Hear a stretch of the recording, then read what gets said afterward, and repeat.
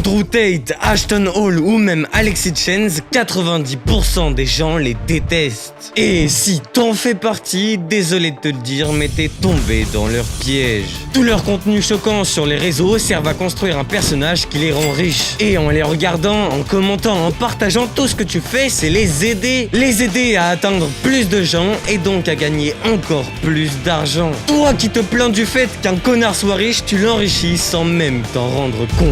Alors avant que je t'explique plus en détail tout ça, faut que tu comprennes un truc très important. L'humain est plus attiré par les émotions négatives que les émotions positives. Pourquoi ? Quand on y pense, c'est assez bizarre. Car on devrait plus se réjouir d'avoir accompli quelque chose que de se morfondre de la mort de nos proches. Ça nous permettrait théoriquement d'avancer plus vite dans la vie. Sauf si... Bon, revenons un peu en arrière. Il y a quelques milliers d'années, si un de tes proches mourait, t'avais pas d'autre choix que de t'en préoccuper. T'imagines, ça voulait dire que t'étais en danger. Que ce soit à cause d'une maladie ou d'un prédateur, la mort de ton proche pouvait bientôt s'ensuivre de la tienne. La peur, l'angoisse, la colère te permettaient de te mettre sur la défensive. Le choc de l'émotion était tel que tu ne pouvais penser qu'à ça. Tous tes sens étaient éveillés au max. Comme ça, si jamais le danger n'essayait de s'approcher ne serait-ce que d'1 ou 2 mètres, avec ton pote, vous le dégommeriez. Et de nos jours, quand on réfléchit réellement à la question, on se rend compte que les émotions dites négatives sont en réalité les meilleures qui pourraient nous arriver. Une émotion négative t'atteint pour plusieurs raisons. Soit t'as fait une erreur, soit t'as vu quelque chose de choquant, soit un drame s'est produit. Bref, elles ont pas spawn de nulle part juste pour te mettre mal. Elles ont spawn pour te permettre de t'améliorer si t'as fait une erreur, ou pour te permettre de te renforcer face à un événement dramatique. Ainsi, la prochaine fois que ça se produit, tu sauras comment réagir et ça se passera beaucoup mieux que la dernière fois. Ok, normalement t'as compris un truc très important avec ce que je viens de dire. Si tu te sens menacé, tout ton corps est prêt à répliquer. Tu n'es absolument pas fait pour laisser passer une insulte juste devant tes yeux. Et ça, les gourous d'internet et même les personnalités publiques les plus connues l'ont très bien compris. Dans leur tête, ils se disent tous « fais un truc choquant et du buzz vend un produit ». Parce que dans leur tête, un bad buzz, c'est toujours un buzz. En gros, voici comment ils fonctionnent. D'abord, ils trouvent une minorité à attaquer, comme les faibles, les féministes ou même les woke. Ensuite, ils balancent des dingueries sur les réseaux sociaux et les gens regardent car ils se sentent agressés et ils peuvent pas laisser passer ça. Du coup, ils partagent, ils commentent, ils enregistrent, bref, ils sont tombés tout droit dans la gueule du loup. Et le truc, c'est que parmi ces millions de gens qui vont passer sur ces comptes, il y en aura au moins 1 millier qui sera d'accord avec eux. Et parmi ce millier, 100 seront des fans hardcore et 10 seront prêts à vider leur portefeuille pour acheter ce que vendent ces créateurs du diable. Et comme ils vendent un produit à des fans hardcore, ils peuvent le vendre beaucoup plus cher. Pour la simple et bonne raison que si t'es d'accord avec quelqu'un, plus tu lui fais confiance et plus t'es prêt à acheter ce qu'il veut te vendre. Et comme ils vendent des produits à plusieurs dizaines de milliers d'euros, bah ils sont riches. Et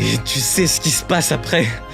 La descente aux enfers des réseaux sociaux. Ces énormes chiens qui ont fait leur argent sur le dos des minorités deviennent de plus en plus riches et de plus en plus connus. Car si au début ils faisaient réagir via leurs propos choquants, maintenant ils le font car c'est des fils de chiens et qu'ils sont riches. Et c'est là que la vraie rage commence à apparaître. Comment ça se fait qu'il soit plus riche que moi alors que c'est un connard ? Pourquoi lui il est heureux en insultant des gens alors que moi je le suis pas en travaillant 10 heures par jour dans le BTP ? Que s'est-il passé dans notre monde pour qu'une pourriture pareille puisse vivre la vie de rêve alors que moi j'ai même pas assez d'argent pour nourrir mes enfants? On ressent une incompréhension collective et une haine indescriptible envers ces influenceurs du diable, voire même envers la société. Ce monde est putain de cruel. Pourtant, ça a toujours été comme ça, c'est la loi du plus fort. Si t'arrives à faire et à dire des choses que personne n'ose dire, tu te démarqueras et tu dépasseras la masse. En fait, tu te différencieras de tes concurrents.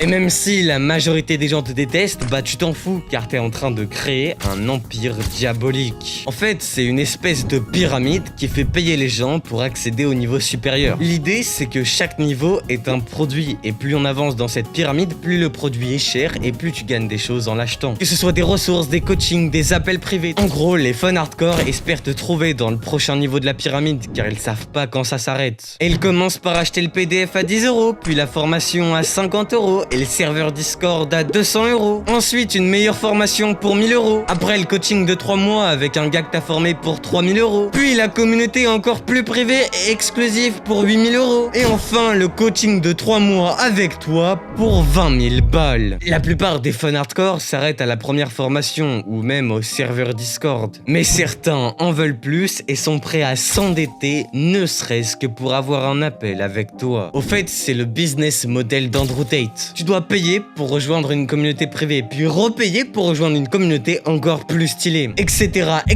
jusqu'à atteindre la communauté privée où il y a Andrew Tate. On dirait presque une secte, hein. Ces personnes qui partagent des opinions extrêmes et qui t'idolâtrent sont prêts à débourser des fortunes incroyables, ne serait-ce que pour te rencontrer et pour acheter de l'argent. Car oui, tu vends pas n'importe quoi, tu vends de l'argent. Le rêve de faire de l'argent. On se rappelle que t'es riche et que ton influence est énorme. Tu fais des dizaines de millions de vues et il y a des centaines de bougres qui font des vidéos sur toi. Et tous ces neuils qui te voient rouler en lambeaux alors qu'il y a 2 ans t'étais comme eux, ils pensent qu'eux aussi ils peuvent y arriver. Mais le truc qu'ils savent pas, c'est que jamais ils n'auront la même détermination que toi pour y arriver. Et ils savent pas non plus que le taux de réussite de tout ce que tu vends pour devenir riche, il est sûrement de 0,1%. Ainsi, cet élu, ce gars qui parmi 1000 autres a réussi à devenir le prochain riche fils de chien, va faire la même strate que toi. Et à son tour, il va construire un empire diabolique sur la détresse de Neuil endetté jusqu'au cou. Et sur la haine que des millions de personnes lui porteront. Au final, cette haine d'ailleurs, ce n'est qu'une phrase par-ci par-là. Un commentaire, un partage, des actions futiles qui permettent d'enrichir ceux qu'ils détestent. On vit dans un monde de clowns. Sérieux, de nos jours, pour devenir riche, t'as juste à faire ce que les autres n'osent pas faire. Mais y a pas que la haine qui marche. Tu peux sortir avec juste 2 slips dans la rue, dont un sur la tête, et faire des micro-trottoirs. Ensuite, tu postes ça sur TikTok, tu fais des vues, tu te fais monétiser ton compte et tu gagnes 50 centimes pour 1000 vues. Voilà, tu postes tous les jours, tu fais 1 million de vues par vidéo, 500 € par jour, 15 000 € par mois. Bravo, t'es devenu riche, mais à quel prix? T'as perdu ta dignité en échange d'argent et de succès. Certains trouvent que ça en vaut la chandelle, mais moi je ferai jamais ça. Après, en réalité, c'est pas moi qui décide, mon avis il vaut rien. Celle qui décide réellement, c'est la société, ou pour être exact, notre mode de consommation actuel. On est des zombies, prêts à perdre notre temps en échange de divertissement. Nos journées, nos semaines, nos mois, notre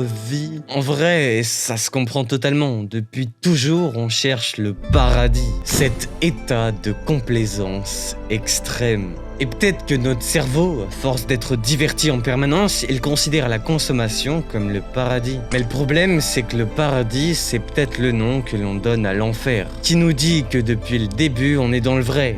Personne.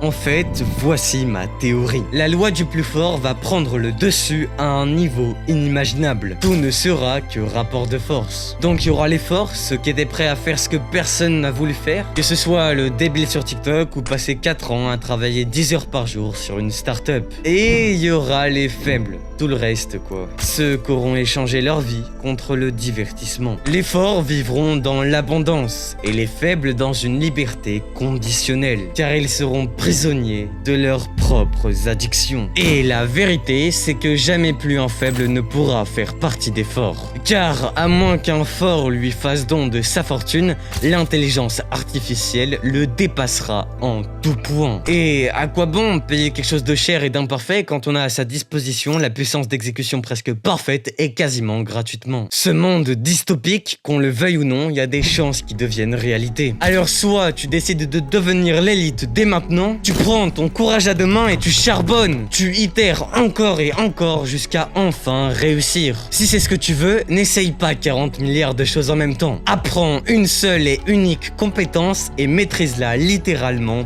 parfaitement. Deviens l'expert de ton domaine. Et lorsque l'IA sera assez puissante pour remplacer tous ceux qui font le même type de tâches que toi, tu seras l'un des seuls encore debout. Car tu auras un tel niveau d'expertise que faire appel à toi signifie avoir le résultat presque parfait. Tu seras presque indispensable. Soit tu continues de consommer. Tu te mets des œillères et tu oublies que tu fais fausse route. Surtout si tu choisis cette voie, ne t'arrête pas. Car le jour où tu te rendras compte que toutes ces années passées à engraisser les riches étaient inutiles et que dorénavant ton existence même ne vaut absolument rien, je pense que le choc sera tel que tu ne pourras pas t'en remettre. Et à ce moment-là, qui sait ce qui te passera par la tête?